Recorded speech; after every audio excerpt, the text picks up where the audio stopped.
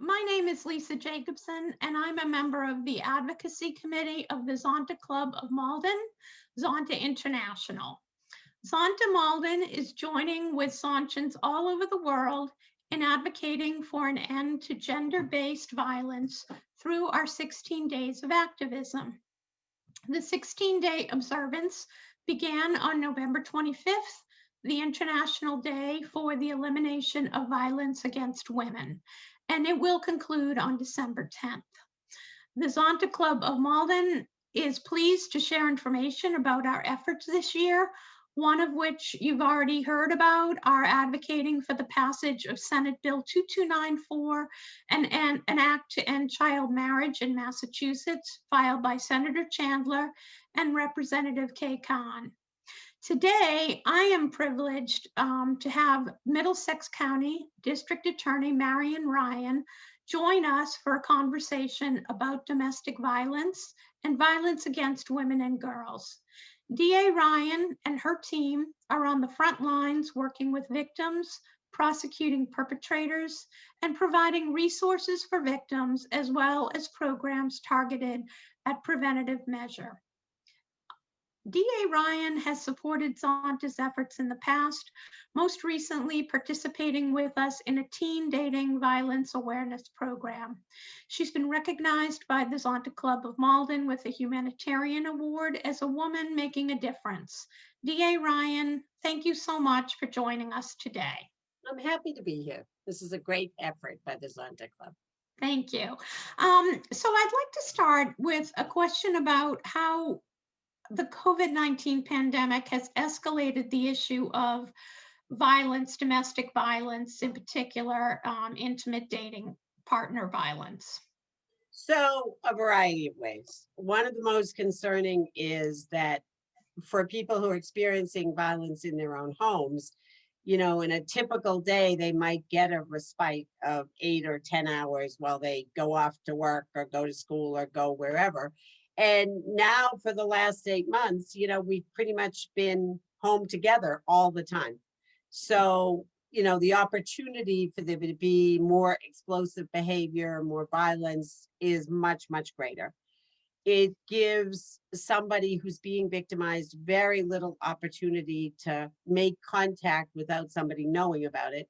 It's hard to be on the phone or trying to make some arrangements when your abuser might be sitting at the other end of the couch. It's impacted people going for treatment of their injuries, because obviously people might be nervous about going to a hospital, thinking that there's going to be people there that have been exposed to being treated for COVID. It's also reduced the number of shelter spots, because obviously we are fairly shelter rich here in Massachusetts, but all of those facilities have had to take the appropriate steps to protect the people that are living there. So like every place else, they've had to reduce their numbers. So lots of different impacts. And do you think that we're even aware, maybe to some degree, given what you just said about the fact that people are not as able to make contact, to reach out and get some help and support because they may be, in the home, for lack of a better word, isolated with their attacker. Do you think that we're even fully aware of how bad it is? No, I assume there's some people that we haven't been able to reach. I mean, one of the things our office did very early on in the pandemic was to create a text line for a couple of reasons. And it's a text line with a victim witness advocate in our office.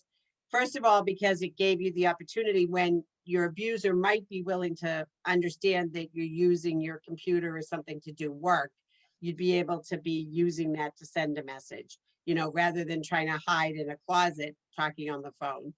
It also gave people an opportunity, rather than just calling and leaving messages, to connect with a real person. If you think about how frightened people are about telling these very intimate details, you certainly would rather be doing that with a real person on the other end. So that was a good way for us to reach some people. I think many organizations have taken other kinds of steps of, getting information out. One of the things we tried to do was contact, if you weren't seeing the people you would normally see, then who were you seeing? Were you going to school and picking up food? So what were the food delivering people seeing? We tried to spread that education so we'd have Yeah. more eyes on people to make reports. But yes, I'm sure there are people that we didn't reach. Yeah. And even just thinking about the stressors that can sometimes escalate the violence. And, when you think about the pandemic and the economic, implications of what has happened. And I know holidays sometimes can make Mhm. it spike. So all of these things, I think, it's just it's among the scariest time right now, I would imagine, for those that are, having a violent situation in their home. Um, so let me ask you, are there some general warning signs in speaking to women and girls out there that they should be paying attention to in terms of how violence might escalate from their intimate partners? Are there certain warning signs that you're aware of that you could just put out there for people as just being aware and knowledgeable? Sure. I think one thing that people forget is, obviously, if the first time you encountered somebody, they just had a very violent episode and physically battered you, it wouldn't be likely that you'd see them again. So it's not likely that a relationship that's going to become very violent is going to begin that way. And violence is an expression in violence situations of the control. What the abuser really wants is control. He uses violence to try to keep and get that control. So the thing that people usually see is really the manifestation of a cycle where things seem fine, there's tensions building up, there'll be that big explosive episode, very violent episode. Then there's the winning back, I'm sorry, it was my drinking, my dad's sick, the pandemic, whatever, or it's you. You make me jealous. You don't keep the house the way I like the house. Those kinds of things that kind of lure the person back in again. And then you see that cycle repeat itself, getting increasingly violent every time. One of the things that I think is important is people need to realize a relationship should make your life better. So if early on it's not better, you're frantic all the time, you're being picked at, you're being criticized, you're being having to account for yourself, or the person that you're thinking about being in the relationship with, they should want you to have a full life, but they're trying to control you. They don't want you spending time with your friends, your family. They don't want you doing the things you used to do. We start seeing the things like they're checking the mileage on your car. We had an incident just recently where whenever the victim in that case went somewhere else, when she went somewhere with her mom or a friend or something, she was required to take a picture and send it to the abuser so he could confirm she was in fact there. And I think one thing that's hard for well-meaning people is you should take people at their word. When they show you who they are, you should believe them.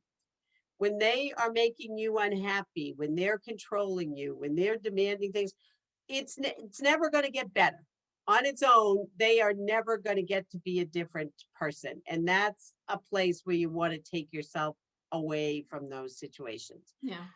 because it is an escalation, and sometimes people stay in that situation for any number of very, very good reasons, and then end up being physically very hurt.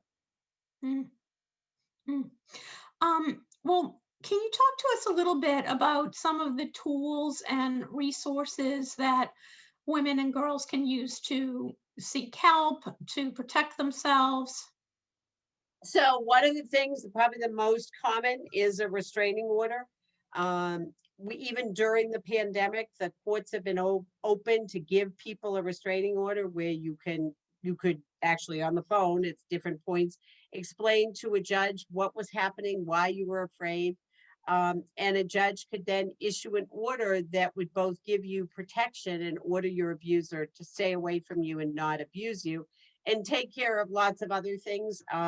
The custody of your children, they can even issue an order with respect to pets. It could order that you be allowed to live in the place where you've been living without your abuser interfering with the utilities, that sort of thing. So that's something that's always out there. Our office offers advocates to work with people to make sure they know what the services are, to help them to safety plan.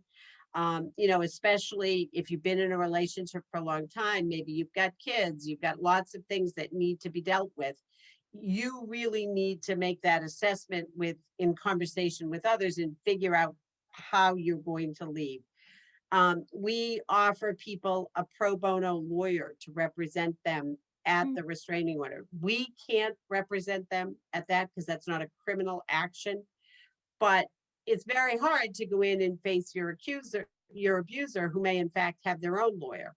So we have a program where we collaborate with a number of law firms in Boston. They'll make their lawyers available to come in and represent somebody at that hearing, help them to make sure that they are safe, and just give them somebody. You know, what matters a lot is just having somebody stand by your side and be there to defend you in that proceeding. So that's been a very successful piece of what we've been doing. And as well, we've developed a lot of prevention and outreach kind of tools, especially beginning with younger women. What we know is that most adults who report being abused first experienced abuse early in their life, between the ages of 11 and 24. So we want to both be doing education with younger kids and then also prevention, help giving them a way to really assess relationships, make safety plans if they're in a bad relationship, and extricate themselves from that situation. Okay, thank you. I know when I'm familiar with your website, and I know that there's a lot of information there as well. And you know, we don't want to take up too much of your time today, but I guess before we close, are there any other programs or you know, any projects that your office has around, you know, prevention measures? I know you just talked a little bit about your work with youth, but would you like to highlight anything for people to know about, and then mention your website as well? So two things I think that have been very successful. One is our Healthy Heart Matters app. We spent a pretty long time working with a great group of young people who would volunteer to help us with this project, thinking through what some scenarios were that people had seen that were violent situations and are unhealthy situations. And then we developed an app. It's free to get on your phone. It's called Healthy Heart Matters. And it's a series of questions. And the kids taught us that people don't want to scroll through, so they all fit on one screen. And it will relay kind of a situation that one of the kids had reported to us having seen. So it's a common kind of scenario. And then when you get to the end, it asks you some questions about that relationship. Is what's happening here between these people a healthy relationship or not? And whether you answer the question correctly or not, it then gives you some helpful information and some tips about, if this is happening to you, this might be what you need to do. It's a great thing for kids who, again, as I mentioned, you know, may well think, well, this is how things should be. It's nice that my significant other feels jealous of me. Mhm.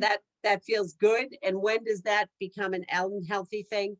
The app is also really good for parents.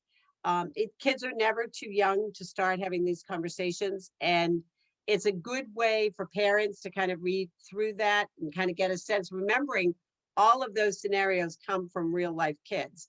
And then, you know, maybe if you're in a car where you can have some great conversations because it's not so awkward, you want to start having a conversation. I looked at this thing and it told me about sometimes kids do whatever. It's amazing how kids will respond to that. So that's one really easy tool. Another one is our Cut It Out program. I brought the Cut It Out program to Middlesex in 2009. And it's a program where we train personal service providers like hairdressers, nail care workers, massage therapists, people who do facials, do makeup, because there are many injuries that happen really only in the domestic violence situation where if you think about it as the abuser wants to have control over his victim, but he doesn't want to get himself in trouble. So there are a lot of injuries that domestic violence abusers will inflict that aren't terribly obvious, but you know they're there, and he or she knows they're there, and very few people will see them. For instance, a very common physical manifestation of domestic violence is strangling, grabbing somebody around the neck. So if I do that and I leave some bruises down here, obviously we live in a cold climate. You can easily wear a turtleneck, put a scarf on, a big necklace. I might be able to go to work, go to school with you. I can't see those injuries. If I go to a salon and I change into one of those smocks, my salon professional may very well see those bruises around my neck. Missing hair, things like that everybody might not see. So we train those professionals and those training to be professionals at the beauty schools or the technical schools, how to interject, how to just ask, are you okay? Never obviously putting themselves in danger, but just both for them to know the kind of questions to ask, how to be supportive, and what the resources are in their community. You know, there's a big difference between if I say to you, I've heard there are shelters, versus I can say, there's a shelter on this street in our town, and you could go there. So that's been an incredibly successful program for us over the last 11 years. We've trained lots of people, and when we train, especially experienced professionals, they will almost always say, I've had clients where I knew something was wrong. I saw their hair pulled out. I saw the bruises on their neck, but I didn't know how to help them. Yeah. So it gives people those kind of tools. Yeah, and those are both great programs. And I'm familiar with both of them. I've done a lot of work with Portal to Hope, and that's just one agency that works with victims and advocates for victims. And I know you have collaborated a lot with that agency. In fact, just last week, I know you were involved in a program they were doing and was talking about the Cut It Out. And, and I, have also seen how you're right. These are the frontline workers that, sometimes people are more open to talking to someone who might be cutting their hair for them, and they develop a bond with them. But you're right, they may be seeing injuries that nobody else will see. And being able to know what to do, or at least how to maybe offer resources, is really so important. So that's wonderful work. And for the app, so I think that app is tremendous, and particularly for our young people. So that anyone can get if they go to the App Store, correct? Yes. Yep. And download it. And it's called Yep, it's Healthy great. Heart Matters. Mhm. Excellent, excellent. Well, we will be, the Zonda Club of Malden will be listing resources on our social media. So there will be information around that. But I would really like to thank you, DA Ryan, and your team for all of the work that you do, working with victims, prosecuting perpetrators, but also all of these programs that are resources and designed to help prevent the increase of the violence. Thank you so much for your time Thank today. you. It was great to see you as always. Thanks so All much. right. Take Take care. care. Bye-bye. My name is Elizabeth Hart, and I am the past president and current member of the Zonda Club of Malden, founder and executive director of Tailored for Success, a nonprofit dedicated to empowering women, and immediate past governor of Zonda International District 1, which encompasses the New England states and Nova Scotia. Zonda International envisions a world in which women's rights are recognized as human rights, and every woman is able to achieve her full potential. In such a world, women have access to all resources and are represented in decision-making positions on an equal basis with men. In such a world, no woman lives in fear of violence. November 25 through December 10th has been designated by Zonta International as the 16 Days of Advocacy. The 16 Days of Advocacy is when all clubs and districts of Zonta International around the world take part in bringing attention to the issue of violence against women through the Zonta Says No campaign. This is day 14 of the 16 Days of Advocacy, and our goal is to highlight the local efforts by the Zonta Club of Malden and the Malden Police Department to combat domestic violence. Today, I have the privilege of interviewing Malden Chief of Police, Kevin Molas, to discuss domestic violence in Malden. Chief Molas, thank you for your time today and for joining the discussion. No, first of all, it's my honor and privilege to be able to be part of this great endeavor that you're embarking on. It's not anything new. Zonta, in my opinion, has been one of those bright, shining stars in the community and have been ready, willing, and able to commit themselves toward any societal problem in the community. I consider public safety really a partnership. It is not really something that can be completely delivered by the police. And when we look toward outside resources and partnerships, when I look at an organization like Zonta, I see a group of people who are committed not only in a symbolic way by having events or things of that nature. They're a truly sincere and human group. And that's why when you said something in your introduction about women's rights being human rights, it always has impressed me when I've attended events or interacted with, members of Zonta, with the humanity and the sincerity and the genuineness with which they are willing to help people. So for me to be able to be part of this is one of the many privileges that my position has given me. And I want to thank you, and I hope I can live up to the expectation that you have and also reflect adequately on the good work that members of the department have been doing. Thank you, Chief. In May 2020, this past May, the Massachusetts Commission on the Status of Women published their findings on the result of COVID-19 on the issue of domestic violence.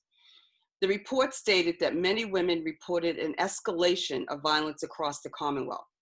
Many spoke about how COVID-19 is being weaponized by abusers, meaning that for women in quarantine, home is no longer the safest place. Based upon the rise in the Commonwealth, can you please discuss how COVID has affected the incidence of domestic violence in the community of Malden?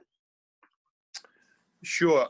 On a statistical analysis, we have not seen what I would characterize as a dramatic increase in calls for service or reported incidents. However, I believe what that study touched upon is something that is, a very real consequence of the totality of something like COVID. And I think within the structure of a home, you're seeing maybe victims now who feel somewhat trapped by COVID. And that might cause a tendency for victims to potentially minimize or put aside the motivation to call the police because, as you can imagine, right now, there are not a lot of options about where you could go to be safe. When I say safe, I say within the context of domestic violence. So if historically you were inclined to seek refuge say not even calling the police, you know what I'm saying? Maybe you were looking to get away.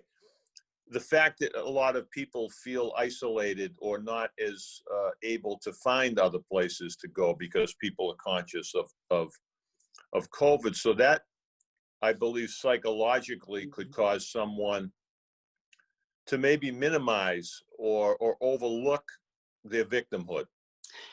Sure, And makes that's sense. why I think things that what you're doing here and what we're trying to do are very important. And now, when you also look at COVID, there have been some other practical, I guess, bureaucratic effects. The court system, for example, especially early on, the whole process of restraining orders, and you know, the police department played a vital role in implementing services, allowing people to use our police station to do phone calls to the court to seek protective orders. But again, what I'm trying to say is that the system itself was impacted as far as things like access or the ease with which people could, you know, get help.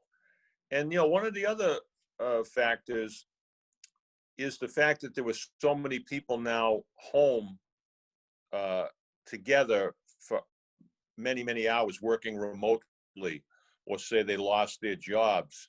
There were more people, I guess I'll use the word confined, within the home. And that could have been an added stressor or an added environment, which could either exacerbate a situation or just create a stronger likelihood that all of the factors that enter into a domestic violence incident or an abusive family situation could manifest themselves. And there were really no, I guess one of the words somebody used with no cooling off periods. It was a constant thing. And then let's add the reality that there was an economic impact on this. So the financial burden that COVID caused could, again, add to the stress, the family structure. Take, for example, now the fact that children are now home more. So you're essentially putting a lot of ingredients together that we know would be a stress situation in a perfect family or a perfect relationship. Now, when you add to it something that is not so good, it's a formula for a bad result. And then when you add the other factor that during COVID, there is some evidence that people perhaps turn towards substance abuse, whether it be alcohol or drugs at a higher level. You add that component to it, again, it's another element of a potential escalation. But with regard to the specific thing about, you know, Malden, I would say through my consultation with my domestic violence experts, we did not and have not seen an alarming spike in numbers that would, you know, cause us to really identify it or feel our resources are not adequate. However, the reality of it does exist. And as I said in the beginning, there is a possibility that there were people who perhaps wanted to report things or should have, but felt because of being trapped in COVID that might not have been the best option. I know I talked for a long time. No. It's great information, and it brought up factors that I hadn't really considered, because you know, if some of the domestic violence shelters are closed, or right. You know, the courts are closed, it's harder. And, you know, say a woman or a man decides to escape a domestic violence situation, they've got to think about, now, how do I support myself? How do I support my children? Yeah. My children are home. They can't go to daycare. So Very, very good information. Thank you so much. So, Right, and one of the like bureaucratic elements of it, and I really can't fault anyone because the courts are like anything. When you have something like COVID come along, where your building for public health reasons cannot be as accessible or as convenient as it used to be, yeah. you have to come up with an alternative, a contingency plan. And the best thing that we could come up with was that victims could come to the police station. Hearings would be set up by phone, teleconferences, as they could be scheduled to the court. But I will say this, by no fault or deliberate act of indifference by anyone, I think sometimes, human nature is if you're already the victim of domestic violence and the system doesn't seem to be that efficient at that moment, that might cause you to maybe turn away from it and not see it as a more, to use a beautiful word that you used, a human right. It's like now, I mean, we're doing this by Zoom. I'm looking at you and I know you, but there's something lost here. You know what I mean? And I think people have suffered through that loss of personal contact in many ways. So I think sometimes even if you're the victim of domestic violence and that the resource or the lifeline that you are being offered through the court is being offered through a phone. Yeah. Maybe psychologically, now you have somebody who's already psychologically impacted by the actual incident, and now you add another layer of almost distance or lack of humanity. You know what I mean? So that's another ingredient that I think doesn't serve victims well. No, and there's just so many different factors. Like you say, in good times for women or men to decide to leave an abuser. Right. You add all these other things in, it doesn't make it any easier. You talked about your domestic violence unit, and Yes. I know you have a great partnership with Respond, an agency that provides a range of support services and educational programs to thousands of survivors of domestic violence. Can you discuss a little bit about that partnership? Sure. It happened, well, we were still in the old police station, so it was maybe 5 years or so ago. Captain Mark Gadcombe, the head of detectives, came to me with a proposal. We already had, a dedicated detective family services unit, but the issue of domestic violence is so all-encompassing, as you've made many people aware, and your organization has. The idea of prevention, the idea of providing information to a variety of victims, from teens all the way up to elders.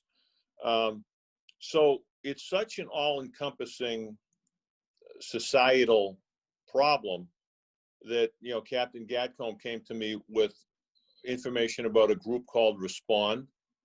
They were out of Somerville, and they came and gave us a presentation and presented us with the variety of services that they could provide, support for victims. When I say support, that could be guiding them through the court process, directing them toward other resources. And one of the dramatic aspects of the presentation was that they have a safe house. A safe house that is so confidential that I don't even know where it is. So if they were to place someone in that environment, I would not even know where it is. So that's a high level of confidence that victims can have in the work that they do. Now, one of the other strong points about it was that their resource would be at our police station. We would have somebody working in our police department on a regular basis, knowing Malden, knowing us, knowing the community. Respond also has people, if needed, that can speak different languages, which would definitely be a factor in a community like Malden. So when this idea was brought to me, it was an immediate winner in my mind, because I have to tell you, being police chief is kind of, I still sitting here right now talking to you. I feel like it's a bit of a, can you still see me, Liz? Yeah, I can see you. Go It's ahead. still a bit of a miracle, but it's something that I take that privilege very humbly and sincerely. And when you go to bed at night, when you're the chief, you don't get to turn your phone off because you get called. And if I get called at night, it's usually a bad thing. We had a shooting the other night, and Yeah. I got called at 1:06 a.m. But when you do put your head on your pillow at night, hoping that you get a good night's sleep, you do hope that you could say with some level of confidence that you think you have done as much as you could do Mm. for those in the community who are also putting their heads down to sleep too, or maybe are not, maybe cannot. And when it comes to domestic violence, an organization like Respond helps me when I put my head down at night, say, have I done things, not I don't want to sound like Right. it's me. No, I understand. Have we done things that we believe enhance the quality of life of someone in need? Because there's something that I've tried to adopt in my career. It's called I call it the mother test. Like, how would you, if you go to a call as a cop and it was your mother, how would you want her to be treated? That's What great. type of support would you want the cop to take? If I patrolled a neighborhood and my mother sat on a park bench, would I want that neighborhood to be safe? So if you can look at life within that context of how would I want somebody that I care about to be treated on the worst day of their life, Mm. and you have somebody come to you with a proposal like Respond, it resonates. It resonates because knowing domestic violence, I've been on the police since 1980. Knowing the changes in the law, when I first got on the police, assault and battery in a domestic violence situation was not an arrestable offense. Really? It was not an arrestable offense, and I was at calls where we would say, you sleep on the couch or you go for a walk. And that was not any fault or failure by the cops. That was the law. Assault and battery is a past misdemeanor. So I don't want to go into how old I am, but it is reassuring to know that we have advanced to the point where there is a comprehensive look at this. Mm.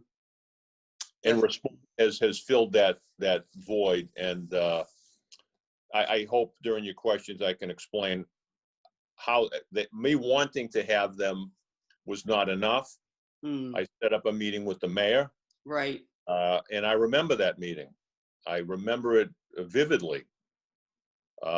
We were in his office with Captain Gatcombe and Jessica Braden from Respond. She gave her proposal. And the mayor was as moved by it as I am right now, I think you can tell. Yeah, Because the mayor and I have a tremendous relationship when it comes to public safety in the city, and we meet weekly.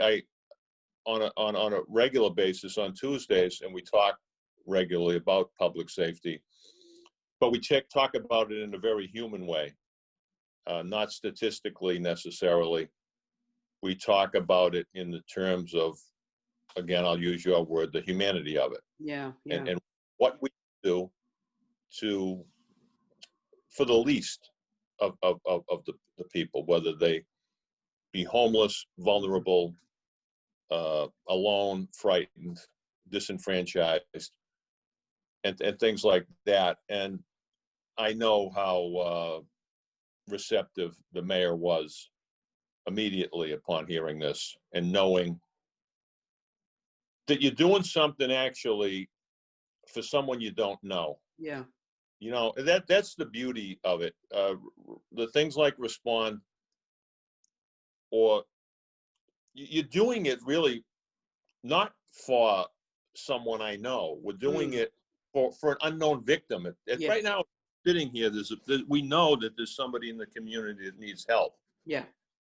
And to be able to say you want to be a lifeline or a bridge or something for some person that you don't even know, there's something good about that. And it reflects well on the community, and it speaks highly to the value system that the mayor looked at this at with regard to the financial cost to the city, and was willing to, partner up with us on that. Yeah, knowing the mayor, yeah, it doesn't surprise me that he would be on board with this right away. Can you talk a little bit about any preventative measures that the Malden Police Department takes with respect to domestic violence? Preventive measures, absolutely. Again, Respond is very, very open to, again, impact of COVID, Yeah. outreach into the community, particularly in the area of, say, teen dating violence, giving presentations. I know that we've had a good relationship with the teen center. They do a very good, robust job at providing information to the public with regard to their rights. Again, in a community, a very diverse community, there are different perspectives that people might have about domestic violence when they come to a new country like America and move to a city like Malden. And sometimes their perception of domestic violence is based upon the cultural Right? norms of where they came from. Yeah. That can be a bit of a challenge to overcome, to let people know the rights that they do have. Again, I keep stealing your thunder here, but when you say women's rights being human rights, when somebody comes to Malden from a different country, they don't become a human when they came to Malden. They were always a human. Right. So the rights that they maybe did not enjoy in the legal system or the cultural system from where they came do exist here, and we have to, make people aware of that. One of the other things that has been very, very good and result orientated is the partnership that we have also with the district attorney's office in the court on the high risk offenders or situations of domestic violence where we will identify certain factors that would cause a case to be deemed a high risk based, let's say, on the level of violence, pattern of abuse, how long it has gone on. And, that's a very important initiative that we have had, where we look at this through different lenses and look at how, we can look at those cases that have a higher predictability for violence and put a multitude of resources toward them. I mean, our ability to react to COVID, through COVID, to domestic violence has presented some challenges, but it has not prevented us from being able to give the services to victims, when needed. Police, I go to roll call every day, and the cops that go out on patrol are going to be the primary responder to a domestic violence incident. The laws remain in effect with regard to arrest being the preferred option when there is probable cause to believe that a criminal act of abuse has happened. Yeah. Restraining orders continue to be issued. They continue to be served. They continue to be enforced. When someone violates a restraining order and is actively being sought, and they're in that high risk category of an offender, there is a tremendous amount of zeal dedicated toward locating that person Mm. and getting them into custody. So COVID has not taken anything off our ability out of our toolbox to be able to provide safety, services, resources, and just, as you said, humanity. We might be wearing a mask, but I think that we can still exude compassion. Yeah. I know that there's a lot of stress on people right now, and it's been a prolonged stress. So I think we've almost, maybe become unaware of the stress that we have because we've become accustomed to it. But that Yeah. doesn't mean it's not stress. I think that I speak for the community as a whole, and certainly for the Zonta Club of Malden, that we are very, very lucky to have you as chief and the support of the Malden Police Department, the mayor, the partnership with Respond, and the district attorney. I thank you so much for your continued support of us and the efforts that we're doing. If there's any closing remarks that you'd like to make, I'd like to give you that opportunity now. Well, again, I want to sincerely thank you.